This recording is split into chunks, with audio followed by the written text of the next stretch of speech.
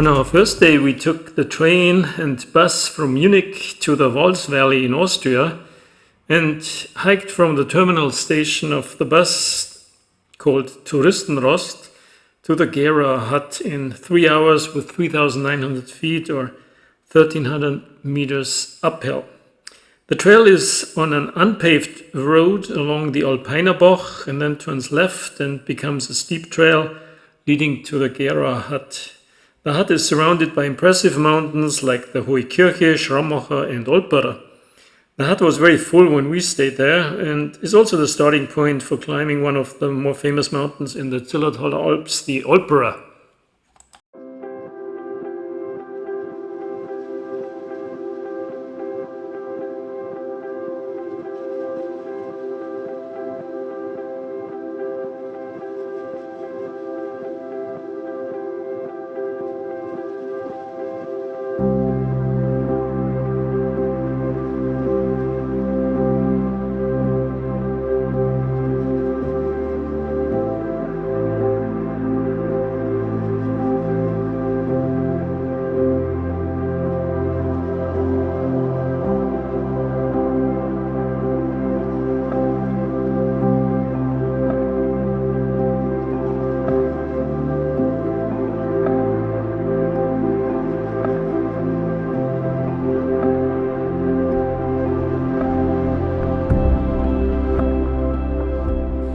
On our second day, we hiked from the Gera hut to the Tuxe Joch house in 6 miles or 9 kilometers with 2,400 feet or 18 meters up and 2,300 feet or 700 meters down. We had a really gorgeous day in the mountains and the trail was a typical high route with many ups and downs, but always amazing views of the surrounding mountains and valleys. The trail was well marked, sometimes a bit exposed, but never difficult. The Tuxe Joch house is like the Gera hut, an older hut, but also in a great location.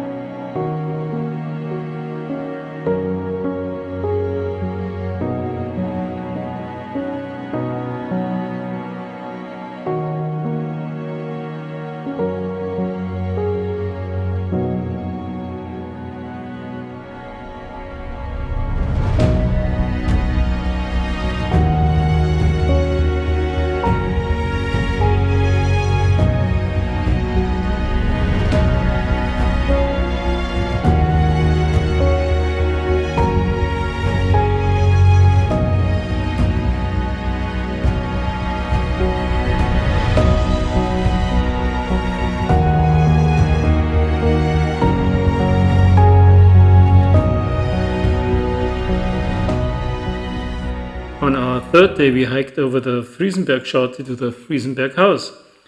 This was a 6-mile or 9-kilometer hike with an uphill of 2,800 feet or 900 meters and a downhill of 2,300 feet or 700 meters. The trail is well marked, and the uphill and downhill part from the Friesenberg Schotte was without snow. The downhill part was also a lot steeper, but fixed iron ropes provided extra safety. We had to do a little bit of a detour via the Petersköpfel because the direct descent to the Friesenberg house was not accessible due to rockfall. At the Friesenberg house, we also had one of our best Kaiserschmarrn, and the hut manager provided a weather forecast speech as part of the common dinner at the hut.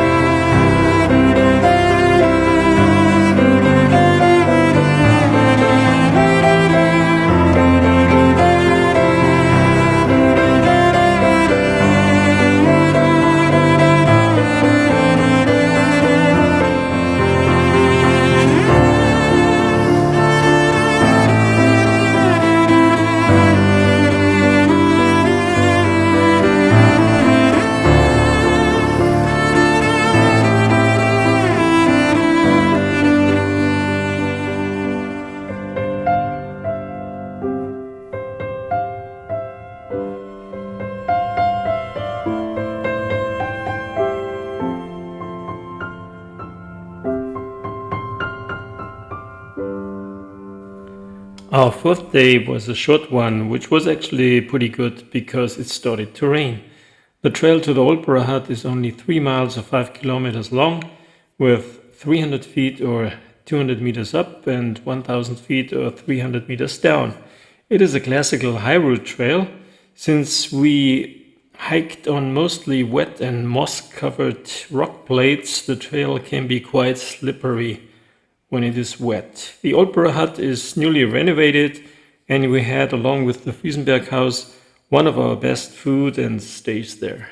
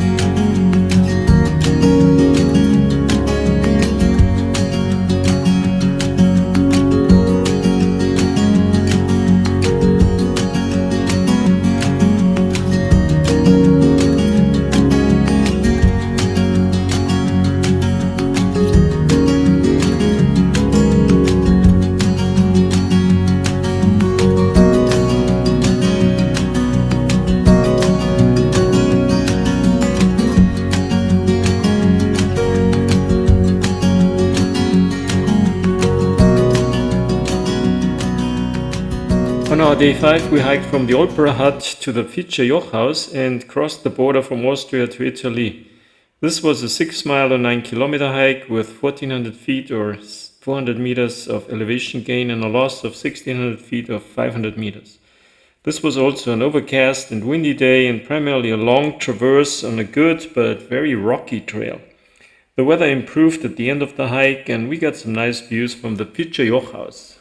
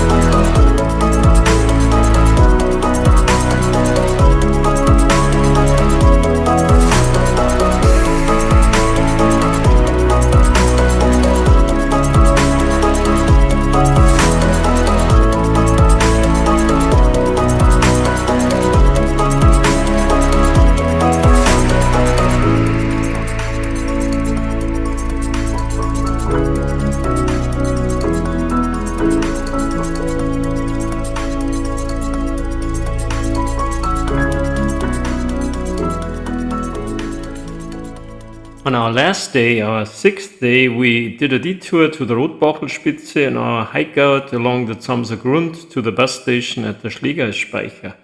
We hiked for more than 8 miles, 12 kilometers, with an elevation gain of 2,300 feet or 750 meters and an elevation loss of 3,800 feet or 1,250 meters. We had a glorious sunny day and the Rotbauchelspitze is an amazing viewpoint. The trail is easy but a bit steep under the summit. The hike out from the Fidscher Joch to the Schlägerspeicher, which is actually an artificial lake, is a popular hiking trail with lots of people.